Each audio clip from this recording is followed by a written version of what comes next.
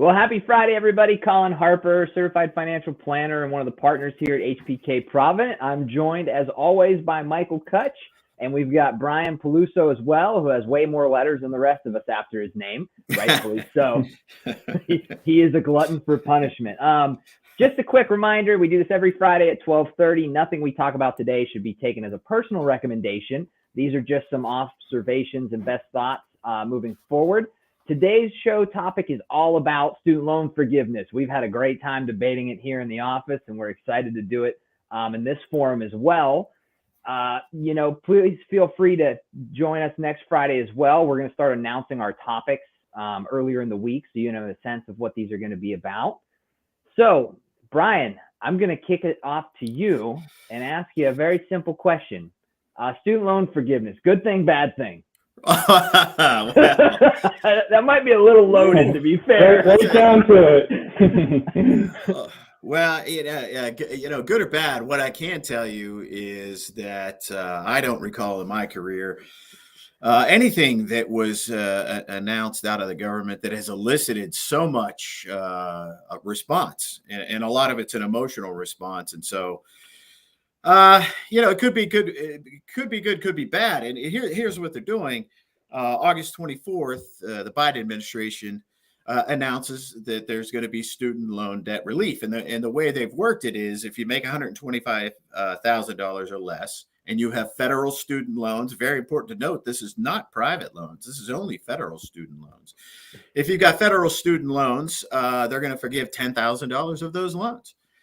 And if you had qualified for Pell Grants, of course, you don't pay back Pell Grants. And the way the Pell Grant works is 93% of Pell Grant recipients came from a household that made $60,000 or less. And so this is kind of income based. If you had qualified for Pell Grants and have additional federal student loan debt, it's going to be $20,000. Interestingly enough, a lot of times, as you guys know, if you have any sort of debt relief, that's considered taxable income. This will not be considered taxable income. Now, there's some really important things here. One, this has not taken effect yet. There's no way to sign up for it. The administration is indicating that there will be somehow that you could sign up for this and give your qualifications to see if you qualify. Again, it's $125,000. Less than $125,000 of income for an individual, and $250,000 if you're married filing jointly. If you make less than that and you have federal student loan debt, you might qualify for some of the relief. And again, if you qualify for a Pell Grant when you're going into college, it's $20,000. If you did not qualify for a Pell Grant, you still get $10,000. But you can't sign up for it right now. So it's kind of in limbo. It's a great idea. Things that we have been hearing are that, this is political theater and really trying to lead up to the midterm saying, look what we're doing to help folks out. Will this actually go through? Because it's not going to happen. They're really not going to start this relief until the beginning of next year. Biggest question I'm getting, and I think you guys are getting the same thing. Can they do this? Is this an executive order? Don't they have to go through Congress? The answer is no, they don't have to go through Congress. The Biden administration invoked what is called the HEROES Act of 2003. HEROES stands for Higher Education Relief for Students. And that was signed in 2003 by the Bush administration at the time. And if you read the original HEROES Act, it talked all about the military. We've got great folks in the military and they're serving our country abroad, and we need to give them some relief. However, the HEROES Act indicates that not only in time of war, but in national crisis. And what the Biden administration has said is, well, the COVID is a national crisis. Therefore, we can invoke the HEROES Act of 2003, which skips Congress and gives special powers to the Secretary of Education. So no, they don't need to go to Congress on this. How could it get derailed? Well, there are a lot of conservative leaning groups that they could line up somebody who proves that they were actually harmed by the student loan debt relief that was announced. How would you be harmed by that? Well, if you make $130,000, it's really close to that limit and you're an individual. Well, you're harmed because you were close to the limit, but you didn't actually qualify. They might be able to come out and say the student loan debt servicing companies are harmed because there's less debt that they would be serving. So, it's not happening. It's still a proposal. It could be challenged. It does not have to go through Congress. And that's where we're seeing all the controversy, is everybody saying, well, wait a minute. These folks took on individual debt. That was their choice. And now all of us as taxpayers are going to have to pay it. Are we shifting debt from an individual to taxpayer responsibility for the whole? Not sure. Is it a good idea? I'll tell you personally, some of the things that I like, I like the idea that, college costs are ridiculous. Let's face facts. It's incredible. College costs have gone meteorically up. The amount of Pell Grant money has stayed relatively steady. And so there's this huge gap. Folks, that I do love the idea that folks might not be able to afford a higher education, that there is some help there. Want people to be educated, further their life, become productive citizens and taxpayers of the United States. I like that idea, that we're helping folks that might not economically qualify for education, so that they have that opportunity as well. Part of the proposal is to increase the amount of Pell Grants. I don't like that. I think the higher education system has taken advantage. The costs are ridiculous. The amount of money available to students hasn't gone up in a commensurate way. And so we got a lot of people with debt. So I like the idea that there's a whole lot of people out there that probably, super encouraged to get an education, which we love, but they find themselves in institutions where the prices are just ridiculous. And, if they get some relief, maybe they take that 10,000 or 20,000 that they qualify and turn it back into the economy. I personally don't like the idea. I don't see how you look at it any other way than you're taking personal debt and making it a public problem. You're taking personal debt from students and you're turning it over to the taxpayers. I can't say I care for that. So is it a good idea? I guess I didn't really answer it, but well, Colin, I'll flip that back to you, Colin. Mike, I mean, ultimately, as we sit now with the facts that we have, good or bad? Well, I will say, as you were giving your talk, I'm sitting over here Googling how do you unpay student loans, and I haven't been able to find the answer yet. So, there's a lot of us who kind of, went to school, got an education, and took out those loans and took out debt. And even the folks that did a good job and took out, non-federally backed loans, there's no part in this provision that gives anything from them, right? So I think, Brian, what you were saying, the idea, I think everyone should have access to education. I'm a firm believer in that, but I think they're going about it the wrong way. And to me, it looks like a political stunt. They've made this point that, well, taxes aren't going to go up. They're just going to reallocate the budget. And I'm going to throw out my big, that's fake news, right? You can't just find what's the economic impact we're looking at? 400 billion is the economic impact? It's somewhere in that ballpark. Yeah. You're not going to go say we're going to change the budget to find 400 billion. I tried telling my wife that. I'm like, honey, we're going to be able to retire just fine. I flipped the budget. We found 400 billion. We're going to be cruising off into Maui in the sunset. No, you can't reallocate a budget to find 400 billion. That's coming straight out of taxes, right? And so in essence, what we're doing is we're transferring debt, right? Everybody's heard this story. They talk about this. There was a college class and the professor's like, I've never failed anybody, but I once failed a whole class. He took a class and they decided that collectively, like, the schoolwork just wasn't fair. They should be graded as a class. He gave them the first test. It came out as a B average. You had a lot of great students that studied very hard. And then a couple kids got the point pretty early. They realized they could show up and not do any work and get a B. Second test rolls around. The average dropped to a C. By the end of the semester, the entire class was failing because there was no incentive for them to go and do work, right? That's kind of the negative side I see about this. If we give away free money, there's no incentive. There's no personal responsibility. This country was founded on personal responsibility and great American success stories. And that's what I hate about it. What I love about it is for the people that this works for, you've been given a gift. You have been given a gift, and I don't begrudge you in any way. I am thrilled that you've been given a gift. All I ask is go out and do something awesome with it, right? And if that happens, I would be so happy to kind of bite my words and just say this maybe this turns out to be one of the coolest things that we see in our history, and we have an entire generation of kids that go out and do amazing things. And that's, I think the driving force behind this, and this is what I would love to see happen. I'm not confident it will happen, right. But I would love it. I would love nothing more than to see that. So that's kind of my take on it, good or bad. As I sit now, I'm not crazy about it, but as you said, there's a good chance this thing gets tied up for a long time in litigation. I think it will. I think it will. I think it. I have a hard time seeing that on January 1st that this relief is going to happen. We got the midterm elections coming up. We'll have to see what influence, if there is a change in the influence, change in parties in Congress. If there is, that will, I think, give some more influence to. It's going to have to be a private citizen or a private entity that proves they were harmed by this, that would have to challenge it in the court. We've got a conservative leaning Supreme Court. If it went that far, it might not happen. So there's a lot of question marks here. As with many things in the government, it's a good idea in theory.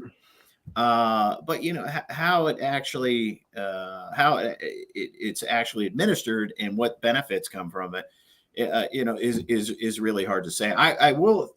One of the things that this administration has indicated is that they are going to, and they weren't very detailed on it, but they are going to require more accountability from these higher education entities, higher accountability on making sure that students get a quality experience, and that the debts that they incur are worth it. I think there needs to be more accountability with the higher education. They're just willy-nilly just increasing. What is the inflation rate on education? 10, 13%. I don't know what it is. Don't quote me on that. It's outrageous is whatever it is. It's terrible. I've been looking at estimated college expenses for my daughter. She just turned 1. I stopped looking at it. It'll keep you up at night if you're a young family and you're looking at expected future college expenses. It is insane. Well, we need that accountability. Absolutely. Part of the proposal actually was that they're going to publish a list of the entities. We're going to talk colleges, universities, whatever those entities, higher education entities might be. One of the parts of this proposal is to publish a list of the students that are the most debt burdened coming out of those institutions. And so that when students are looking to apply to these higher education entities, they could say, wait a minute, everybody comes out of here with an outrageous amount of debt. I'm going in a different direction. I'd like to see that. I'd like to see the accountability from the higher education. But we haven't done, we're a little fired up on Friday about this topic. We've been talking about it all week, and it's near and dear to our hearts, right? It's that simple idea that we strongly believe as a firm and individuals that responsibility needs to be taken on a personal level. Absolutely. There's no magic parachute that's going to save you, and we go about all our planning encouraging folks to take personal responsibility with their finances, and we act as a mentor and a coach along that process. And so this is something that gets us fired up, and I think it's actually a fantastic discussion to have. But before we continue on this discussion, before Mike falls asleep over there, because Brian and I are going to talk about this a little more. Mike, let's talk a bit more about the economic impact of this and what it looks like immediately and into the future. Is this going to, are we going to see any immediate impact, and what's the future look like for it? Yeah, I'll just give a couple points on this. Obviously, something of this size, whatever it is, $400 billion, that doesn't actually produce any real revenue, eventually gets passed on to taxpayers along the way. The immediate current impact is a little murkier. Say you have a college loan that's outstanding of $50,000 and that goes to $40,000. Maybe it affects your longer term decisions and spending, but it's not going to really affect whether you go to the store today and buy something. But I think it could have an impact on those people that maybe it gets completely erased. They only had $10,000 or $15,000 and now they don't have that monthly payment anymore. That's likely to get spent to seep into the economy. So it could have a positive impact on consumer spending. Maybe it goes into someone's decision to purchase a home. But the risk of that is we're in an economy right now that we're dealing with very high inflation levels. So it's certainly not going to help that. If anything, it could add to that inflation pressure and keep it higher for longer. Yeah, I think that makes perfect sense. And that's exactly what the Fed's trying to do, right? Is curb inflation.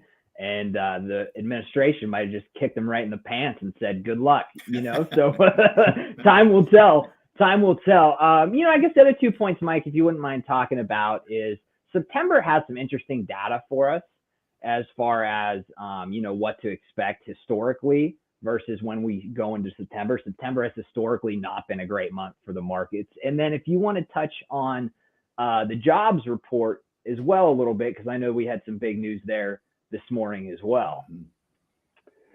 Yeah, so September is one of the weaker months out of the year. In the last 20 years or so, the average decline for September has been about 0.6%. Now, if you look at years where through August, the markets were already down, that's actually exceeds a 3% decline. So it's seasonally weak, and we can expect many analyst conventions to go on this week. So this could be the time where we still really start to see a lot of those downward revisions. But just because that's the average doesn't mean it's bound to happen. I mean, August was weak, so maybe that's a little buffered. The jobs report, it was just what the Fed wanted to see. We added about 315,000 to payrolls. The unemployment rate ticked up to 3.7 from 3.5. So you might say, oh no, that shows some weakness in the labor market finally. But you really have to look at why the unemployment rate rose. People actually got back into the labor force. The participation rate ticked up by about 0.3%. So that is exactly the type of scenario that the Fed wants to see. It's not really going to take too long for those people to find jobs. There's still about 2 jobs per unemployed worker. Okay, awesome. Thank you, Mike. We've been hearing this term, the soft landing from the Fed, And I think, it's been a fairly painful experience for a lot of folks with inflation. We've seen gas prices go down. And to kind of bring that full circle back into the college debt that could have a negative impact on inflation, only time will tell whether this is going to be a positive or a bad thing. As I sit right now, I'm not crazy about it. I do think it's going to get tied up in litigation as far as the student loan relief goes. Building on that, there has been a very exciting year. We've been keeping Mike very busy as far as the market goes, and it's keeping us busy too as well. In a good way. Times and market cycles like this are the best time to talk to your trusted financial professional. There is a ton of research that shows behavioral coaching makes the most impact when markets do poorly. And we would always encourage you guys to reach out if you have questions on any of the things we discussed today, if you want to talk about how it affects you directly. Each one of these events affect us in different ways depending on our own unique situations. But I can confidently say that although things may be concerning out there, we might not like what the administration is doing, we're not crazy about the student loan relief, by taking personal responsibility and realizing there are actually a lot of variables you can control in your life, takes a lot of the stress out of the things you can't control. So I would encourage everybody listening, worry about what you can control and deal with the rest of it. And that's what we're here to do, is to help you deal with the rest of it and give you good recommendations on what you can control. So that's kind of, I'll get off my soapbox now. Brian, I'll kick it over to you if you've got any last things to wrap up on the student loan relief program. Yeah, I'll kind of wrap up where I started. The reactions that we're getting on the student loan debt relief really are emotional reactions because we don't know the facts. What is important about this? The emotional reactions are very fair. And I had very emotional reactions myself. What are we here to do? We're here to remove that emotion, sit down with folks and say, what does this mean to you? Not what does it mean to a generation? What does it mean to the philosophy of the founding fathers? What does it mean to you right now? That's what we help folks do. And it's really important to do that when there's an emotional topic. It comes up and says, hey, wait a minute, I was wronged. I paid off my student debts. I worked hard. I did my, I was on my program in life, and now I don't benefit from it. Yes, but what does that mean to you right now? And so that's where we come in, is to help, be as objective as possible and remove some of the subjectivity and really keep people on their own life journey, their own financial journey. So Colin, you're absolutely right. And that's what we're trying to do a little bit here. Give you the facts. How does this program outline what might come of it, if anything comes of it? But I think we're gonna have more commentary on it here in the next few weeks, and certainly the next few months. This is a fun one. Find out how this plays out. It is. So that's what I got. I love it. And from the kind of building on that objective standpoint, if I figure out how to unpay student loans, I'll let you guys know. But until next week, we thank you very much for joining us. If you have questions about anything we talked about today or just your own personal situation, feel free to reach out. You can contact us via our website. We've got a little questionnaire on there. And just one more quick note, a huge thank you to everybody who came out to our annual baseball game at the Washington Wild Things Park last night. We had about, 70 clients, family members, kids, grandkids. It was an absolute fantastic time. My daughter, Gabby, loved the Wild Thing mascot. She was running around the bleachers, losing her mind. And it was a great time. So if you were able to attend, thanks so much for joining. If not, hope you can be there next year. We do it every year. And until next Friday, you guys stay safe, stay healthy. We'll talk to you soon. Thanks, Mike. Thanks, Brian. All right. Bye now. See you guys.